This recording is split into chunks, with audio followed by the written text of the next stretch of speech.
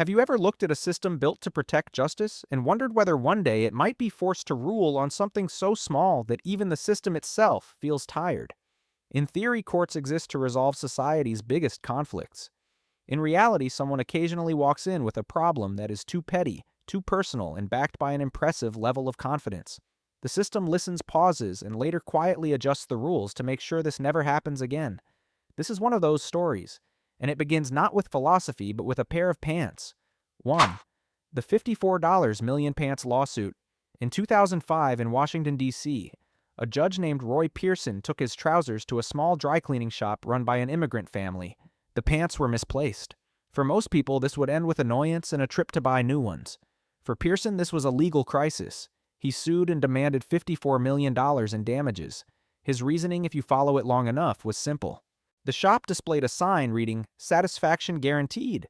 Pearson treated this not as a slogan, but as an absolute legal promise. He was dissatisfied, and therefore the shop owed him a sum comparable to the budget of a small country.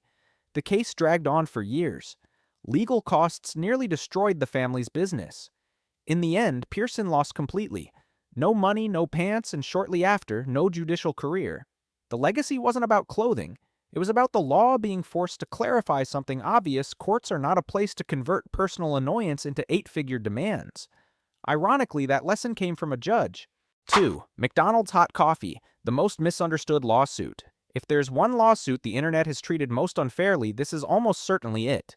In 1992, Stella Liebeck, a 79-year-old woman, bought a cup of McDonald's coffee and accidentally spilled it while sitting in her car. For many Americans, the conclusion came instantly: stupid woman sues because coffee is hot. The real story begins with the number McDonald's preferred to ignore: 180-190 degrees Fahrenheit. At that temperature, coffee stops being a beverage and becomes a liquid, capable of causing third-degree burns in seconds. Liebeck didn't suffer a mild burn. She required skin grafts, extended hospitalization, and was left with permanent injuries. In court, the key detail emerged: McDonald's knew. They knew about more than 700 similar burn cases and kept the temperature that high because the coffee tasted better. The jury didn't rule that spilling coffee was reasonable. They ruled that knowingly selling a dangerously hot product and ignoring repeated injuries was not. The irony is that McDonald's lost in court but won in public opinion. Through effective PR, the case became a national joke about Americans suing over stupidity, and an entire generation forgot that this lawsuit was about product safety, not clumsiness. 3. The dog who inherited millions. The Leona Helmsley will. Leona Helmsley, a New York real estate mogul known as the Queen of Mean, died in 2007 and left behind a legal twist that made America reread her will in disbelief. She left $12 million to her Maltese dog Trouble. Her 2 grandchildren received nothing but shock. The media frenzy wasn't about the money itself. It was about the obvious question: what exactly does a dog do with $12 million? Buy gold-plated chew toys or hire a personal chef? The grandchildren sued immediately, arguing that Helmsley lacked sound judgment, and that the amount was absurd. The court avoided emotional debates and focused on logic. No Maltese on earth requires a trust fund rivaling a startup. The judge reduced Trouble's inheritance to $2 million. The dog still became one of the wealthiest animals in history, living with private security and full-time caretakers, entirely unaware it had ever been the center of a legal battle. 4. Is a burrito a sandwich? If you think this question only comes up during late-night dorm debates, Massachusetts in 2006 proved you underestimate America. Panera Bread had a lease granting it exclusive rights to sell sandwiches in a shopping center. When Qdoba prepared to open next door selling burritos, Panera sued immediately, arguing that a burrito was simply a sandwich wearing a tortilla disguise. The courtroom instantly turned into a philosophy seminar on food. Lawyers flipped through dictionaries, dissected starch structures, debated whether folding was legally different from stacking, and quietly panicked over whether sushi might be next if burritos were allowed in. The judge listened with the expression of someone wondering why they studied law instead of opening a restaurant. In the end, the court ruled that a burrito is not a sandwich because it is fully wrapped, while a sandwich must be open on at least 2 sides. The decision sounded ridiculous, but it became a real precedent affecting lease agreements across the country. For one brief moment, America paused its constitutional arguments to draw a legal line between bread and beans. 5. The vexatious litigant law, when the court says enough. After hundreds of pointless lawsuits, the American legal system was forced to admit an uncomfortable truth: some people treated the courthouse like a weekend hobby. Certain individuals filed lawsuit after lawsuit over minor car accidents, imaginary slights, or simply anyone who annoyed them. California eventually responded by inventing a title that already sounds exhausting: vexatious litigant. Once labeled as one, you lose the right to file lawsuits freely. Want to sue someone? You must ask a judge for permission first, like getting a permission slip signed before a very expensive field trip. The law wasn't designed to protect defendants as much as to save the courts from drowning in meaningless paperwork. It exists because justice can be patient, but it does not have unlimited free time. 6. Subway for life in the legal meaning of the word life. The phrase for life sounds eternal, loyal, and vaguely poetic. That illusion was shattered when a man in Michigan won a Subway for Life contest. Instead of unlimited sandwiches until death, he received about $13,000 in gift cards, which Subway defined as a lifetime supply. He sued, arguing that a human lifespan should not be compressed into an accounting formula. The court listened, then ruled with the emotional temperature of day-old bread. Companies are allowed to define promotional terms as they see fit, as long as the rules are written clearly. For life in marketing does not mean infinite in the philosophical sense. The case quietly confirmed a painful truth: in advertising, human life expectancy is much shorter than it is in poetry. 7. Falling asleep on ESPN and suing for public humiliation. No one walks into a stadium planning to become a national meme, but live television has never cared about your intentions. During a Yankees vs. Red Sox game, an ESPN camera panned the crowd and stopped on a man who was deeply, profoundly asleep. Not a polite nap. The kind of sleep that suggests he had mentally checked out sometime before the national anthem. The commentators made a few light jokes. The internet did the rest. Within hours, his face was everywhere, photoshopped into offices, classrooms, meetings, and places he had never physically or emotionally visited. He sued ESPN Major League Baseball and the commentators, claiming defamation and public humiliation. The court reviewed the case carefully, then delivered a conclusion that was both simple and brutal. The comments were mild, the setting was public, and most importantly, he was in fact asleep. The lawsuit was dismissed. The case quietly confirmed a hard truth of modern life. If you fall asleep at one of the biggest sporting events of the week, you cannot sue the camera for doing its job. 8. Fans sue Creed for performing too badly. Some concerts give you goosebumps because the music is great. Others give you goosebumps because your body is trying to protect itself. A group of fans in Chicago bought tickets to see Creed expecting loud rock-screaming lyrics and sore throats the next day. What they got was a lead singer who appeared unsure whether he was performing or negotiating with a parallel universe. Scott Stapp sang off-key, off-beat, and at times did not sing at all, opting instead to roll around on the stage like he was testing a new artistic philosophy. The fans looked at each other with the shared realization that they had paid money for an experience no one had advertised. They sued, arguing the performance was so bad it should not legally qualify as a concert. The court disagreed. When you buy a ticket, you buy the opportunity to see a performance, not a guarantee that the artist will be sober, accurate, or having a good day. Art has no minimum quality standard. Creed won. The fans lost. But they walked away with a story that years later still feels more valuable than the ticket ever was. 9. EOS lip balm and the lip apocalypse. At first glance, this appeared to be a standard cosmetics lawsuit. A woman in Los Angeles bought EOS lip balm believing the small, colorful sphere would turn her lips into an Instagram-ready success story. Reality went in the opposite direction. After repeated use, her lips became dry, cracked, and painfully irritated, as if she had just completed a desert survival challenge. She sued EOS, alleging severe allergic reactions. The media moved faster than a morning makeup routine. The internet is split into camps. One side called it a beauty disaster. The other reminded everyone that skin, like people, does not always cooperate. In court, her lawyers described the lip balm as a cosmetic villain. EOS responded with data and a blunt truth: no product works for everyone. The case eventually settled. No clear winner emerged. But EOS learned that a lip crisis spreads faster than lip balm, and consumers were reminded of an old, uncomfortable lesson: just because something looks cute does not mean it will be kind to your face. 10. Nutella sued for being healthy. For a long time, a very comforting belief lived in many American kitchens: if a product appears in a commercial with smiling families and warm morning sunlight, it must be good for you. A mother in California believed this about Nutella. She spread it on her children's toast every day, confident she was fueling their future with hazelnuts and happiness. Then one day, she read the ingredient list.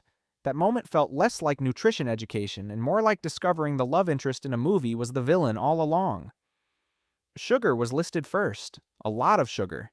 She sued Ferrero, arguing that Nutella was marketed as a wholesome breakfast option when it was really a dessert wearing a morning routine as a disguise. Ferrero didn't fight very hard.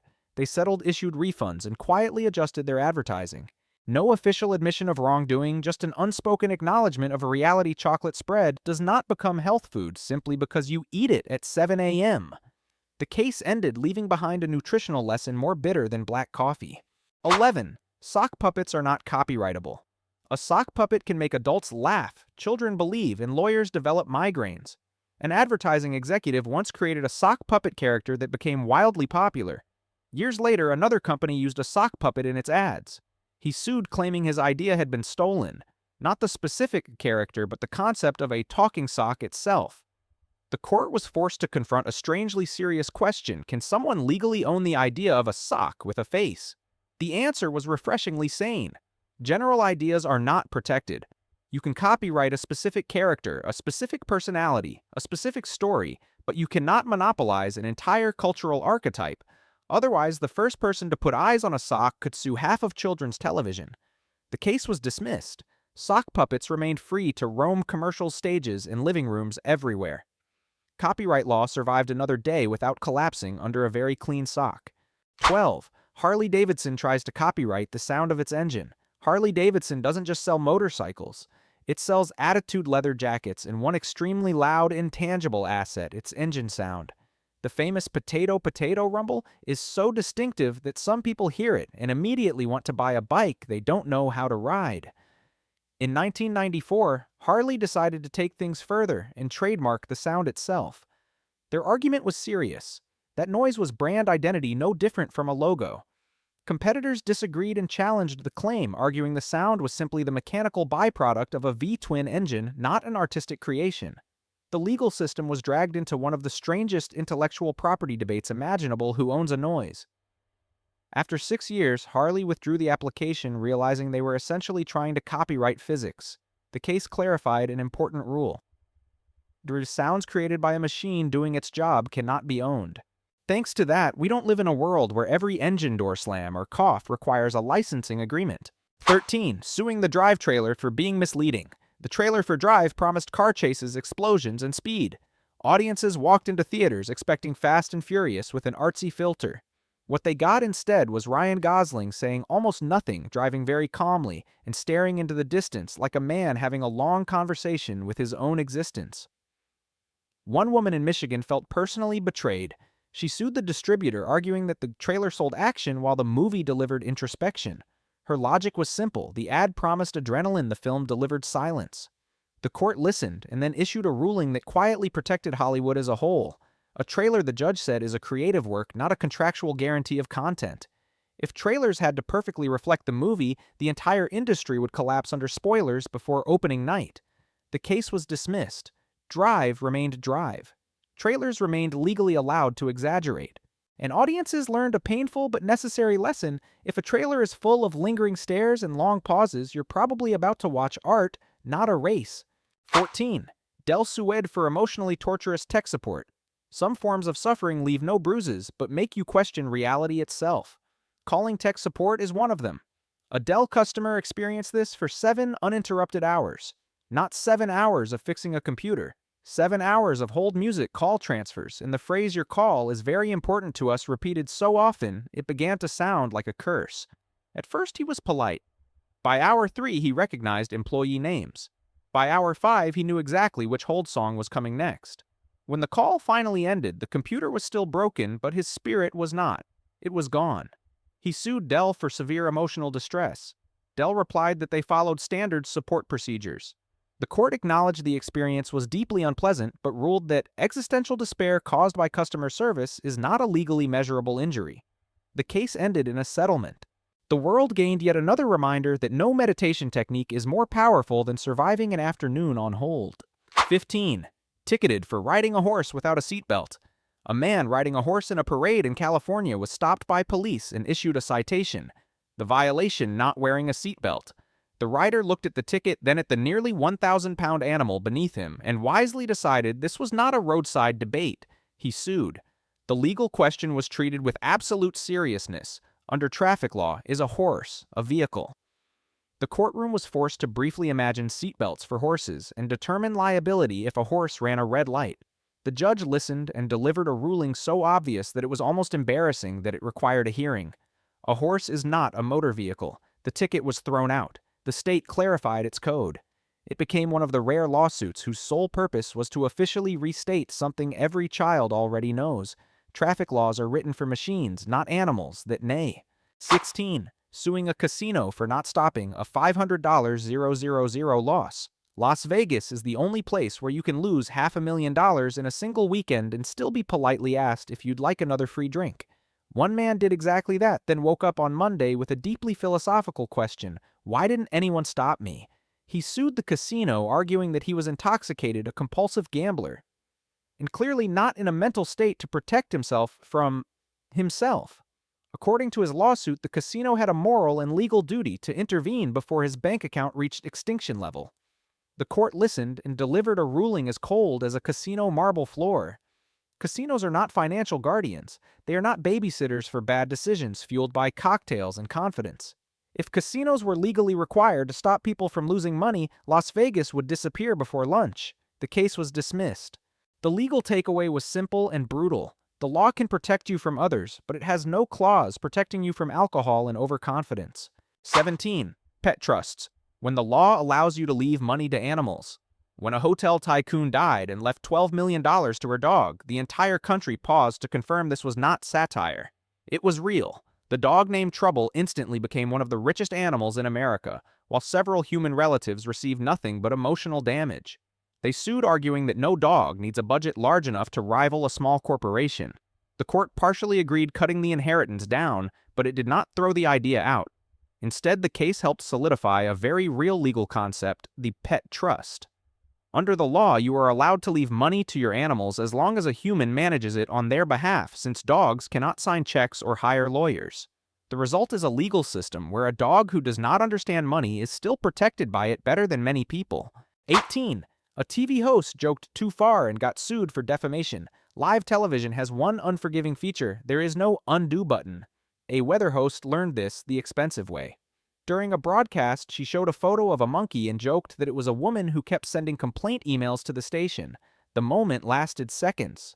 The crew laughed. The show moved on. The woman did not. She sued for defamation, arguing that she was publicly humiliated on television. The station claimed it was an obvious joke with no malicious intent. The court disagreed. The ruling was clear and uncomfortable. Even jokes can be defamatory if they expose someone to public ridicule. The station lost and paid damages. Television learned a valuable lesson that day. Humor without breaks may get laughs, but the law is always standing nearby with its foot ready on the pedal. 19. A burglar sues the homeowner in the birth of the castle doctrine. A burglar breaks into someone's house at night, trips over furniture, and gets injured. Instead of asking why he was there in the first place, he sues the homeowner for unsafe conditions. The logic is almost philosophical in reverse. Yes, I was committing a crime, but you still had a duty to make your house safe for me to rob. Lawsuits like this rarely succeed, but they triggered a very real public fear. Could homeowners actually be held liable for people breaking into their homes? The legal system responded with a concept that sounds like it belongs in a Western movie, but is very real. Law, the castle doctrine. The principle is simple. Your home is your castle. You have the right to defend it without worrying that the intruder will turn around and sue you afterward. It does not legalize random violence, but it draws a clear boundary. The law does not side with someone who creates danger for themselves while doing something illegal. In this rare case, an absurd lawsuit ended up making the law more reasonable. 20. Self-help books are not legally required to save your life. Self-help books sell a very vague promise: you will be better after reading this. One man decided to interpret that promise in the most legal way possible. After buying a book about success and positive living, his life failed to improve. His career was still stuck, his motivation died somewhere around chapter 3, and happiness did not arrive in the mail. So he sued the author and publisher. His argument was straightforward. If you can sue over bad instructions for assembling a chair, why not sue over bad instructions for fixing your life? The court listened and then drew a line humanity desperately needed. Self-help books are not guarantees for your destiny. They offer ideas, not guaranteed outcomes. Otherwise, every personal failure would turn into a class action lawsuit, and every book would need a disclaimer saying results may vary depending on effort, reality, and basic competence. The case was dismissed. The law officially confirmed that no book is legally obligated to save you from yourself. 21. An NFL fan sues over a referee's call. Some football fans love their teams enough to treat every loss like a national tragedy. One man took that devotion to its legal extreme by suing the NFL over a referee's call that cost his team a playoff game. According to the lawsuit, the blown call didn't just change the score. It caused severe emotional distress to a loyal fan. The court was forced to rewatch the controversial play as if it were hosting a legal version of a sports talk show, only with more suits and fewer hot takes. The ruling was immediate and merciless. Courts are not instant replay booths. Referee decisions, even bad ones, are part of the game. If lawsuits were allowed over game outcomes, the justice system would collapse every football season. The case was dismissed. The NFL kept making questionable calls. Fans kept getting angry. And the law held firm to a survival principle: justice does not manage the scoreboard. 22. A cosmetics lawsuit that turned into a media crisis. A woman in Los Angeles used a lip balm with very modest expectations, less dry lips. What she got instead were peeling, blistering lips and the distinct feeling that she had volunteered for a medieval cosmetics experiment. She sued the manufacturer, claiming the product caused harm. Under normal circumstances, this would have been a small consumer lawsuit. The internet had other plans. Within days, social media exploded with lip photos, warning posts, and headlines like, "This lip balm destroyed my mouth." The company hadn't even spoken in court yet, but it had already been tried and convicted on Facebook. Stock prices wobbled, customers panicked, news outlets covered the story like a villain's reveal in a beauty thriller. When the legal dust finally settled, there was no dramatic verdict. The plaintiff withdrew the case, the parties settled quietly, and data showed the reaction affected only a tiny fraction of users. But the damage was done. The case became a textbook example of a modern reality. Sometimes the court hasn't ruled yet, but social media already has, and that verdict comes with no appeals. 23. The man who sued himself. A prisoner in Virginia decided to take legal creativity somewhere no textbook had ever gone. He sued himself. His argument was impressively circular. By drinking alcohol, he committed a crime which violated his own civil and religious rights. Since he was incarcerated and had no income, he demanded that the state pay damages to him on behalf of him. This was the rare moment when the legal system paused to confirm it was not being pranked. The court dismissed the case with a ruling that was short but philosophically important. The law cannot allow an infinite lawsuit loop where the plaintiff, defendant, and beneficiary are the same person. If this were permitted, every bad personal decision could become a bill sent to the government. The case ended and entered law school lore as proof that human imagination will always run a few steps ahead of the law, and the law's job is to gently drag it back to reality. 24. Suing God for natural disasters. A Nebraska state senator looked at a map of natural disasters and decided the problem was not climate but accountability. He filed a lawsuit against God, accusing him of causing flood storms and generally managing weather in an inconsistent manner. The filing was completely serious and asked the court to issue an injunction preventing further disasters. The remarkable part is that the court did not dismiss the case immediately as nonsense. It followed standard procedure just like any other lawsuit. And then it hit a small but fatal obstacle service of process. The defendant had to be served with a summons. The legal system came to a full stop at a question no textbook had prepared it for. Where do you send it? There was no address, no mailbox, no way to prove the defendant had received notice. The case was dismissed not because God was immune from liability, but because the court could not establish contact. The lawsuit left behind a strange legal lesson in theory: you can sue anyone as long as you can find their address. 25. The city of Batman sues Batman. One day, the mayor of a small city named Batman in Turkey noticed something remarkable. His city shared a name with a very famous comic book character, and he decided this could not possibly be a coincidence. When the Batman films became global blockbusters, he announced plans to sue Warner Brothers and the director for using the city's name without permission. The argument did not stop there. He also claimed the Batman movies had caused an increase in crime in the city of Batman, as if residents watched the films and immediately went outside to audition as supervillains. The lawsuit never even made it into a courtroom before becoming an international joke. Media outlets covered it nonstop, not for its legal merit, but for the sheer confidence behind the logic. Eventually, the case faded away without a ruling, but it became a classic lesson in PR disaster litigation. Sometimes you don't need to lose in court to lose badly. Sometimes the damage is done the moment you call a press conference. 26. A psychic sues NASA for spiritual trespassing. When NASA sent a probe to Mars, they thought they were doing science. One woman disagreed. She claimed to be the official ambassador of Mars and argued that the rover had trespassed on the planet's spiritual territory, disturbing cosmic energies and directly interfering with her psychic abilities.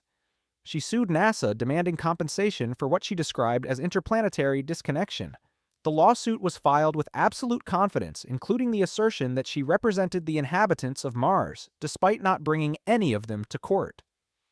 NASA responded calmly, explaining that Mars has no recognized ambassadors and that the probe carried robots, not spiritual intentions. The court dismissed the case with a ruling that sounded obvious, but had to be written down anyway. To have standing in a U.S. court, you must be from planet Earth. There is no legal provision for representing other planets, no matter how strong your intuition is. The case ended, leaving behind a very clear boundary between space science and personal imagination.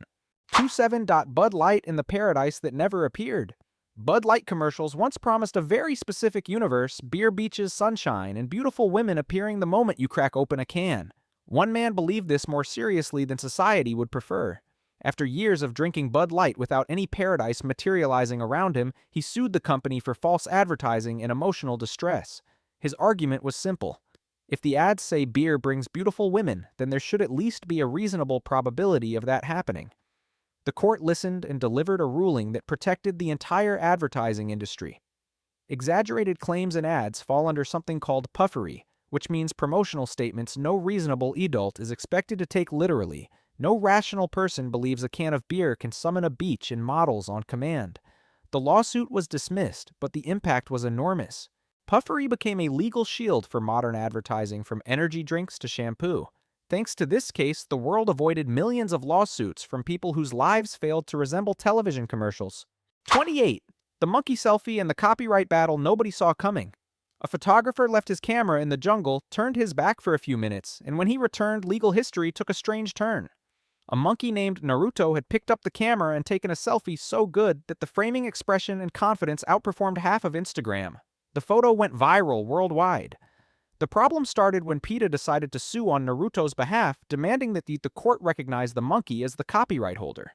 The argument sounded modern and progressive. If the monkey took the photo, then the creativity belonged to the monkey. The court was forced to consider a question it had never faced before. Can a creature that cannot read contracts own intellectual property? After debates that were serious in tone but slightly absurd in reality, the court ruled that U.S. copyright law applies only to humans, not animals, not ghosts, not supernatural entities.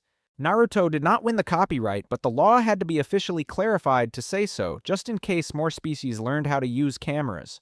One monkey lost a lawsuit, but managed to make the entire legal system add a new sentence to its rulebook. 29. The man who looked too much like Michael Jordan. A man in Oregon decided that the biggest problem in his life was not money or health, but his face. He claimed he looked so much like Michael Jordan that it disrupted his daily existence. At the gym, people asked for autographs. On the bus, strangers took photos. Even at church, people stared like a playoff game was about to break out. Instead of treating it as a social advantage, he sued Michael Jordan and Nike, arguing that Jordan's fame caused him constant harassment, emotional distress, and prevented him from living a normal life. The court listened and immediately faced a terrifying scenario. If looking like a celebrity were grounds for a lawsuit, courtrooms would turn into facial comparison contests. The ruling was fast and necessary for human survival. No one owns a face. Looking like someone else is biology, not a legal violation. The case was dismissed. Michael Jordan remained Michael Jordan. The man still looked like him. And the law officially confirmed that genetics is not regulated by the court system. 30. Froot Loops, the missing fruit and a delayed nutrition shock. A man in California looked at a bowl of colorful cereal and believed he was eating a healthy breakfast. Years later, he discovered the shocking truth: Froot Loops contain no fruit. He sued Kellogg's for deceptive advertising, arguing that the name led consumers to believe the cereal had real fruit-based nutritional value. The court examined the case calmly and pointed out the most important detail: the word fruit in the name is spelled fruit. If there were ever a clearer warning that this was not a health food, science has yet to discover it. The ruling reinforced the idea of the reasonable consumer. The law does not protect people from believing that neon-colored cereal rings are a balanced meal. The case was dismissed. Froot Loops continued to exist exactly as they always had: sugar color and childhood nostalgia, with absolutely no obligation to be a salad.